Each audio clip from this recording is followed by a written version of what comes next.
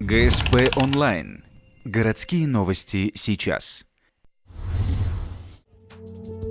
Пятница, 10:00. В детском парке проходят соревнования по силовой гимнастике. Девиз дня – «Спорт против наркотиков». Участвуют воспитанники спортивно-оздоровительных лагерей.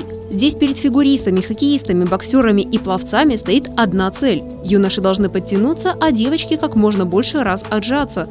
Судьи внимательно следят за правильностью исполнения упражнений. Подтягивания должны быть без рывков, а отжимания с прямой спиной.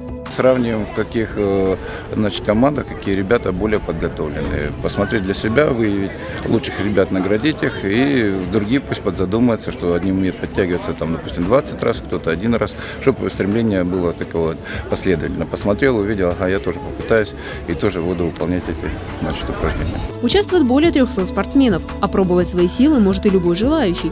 После того, как все ребята выступят, состоится награждение.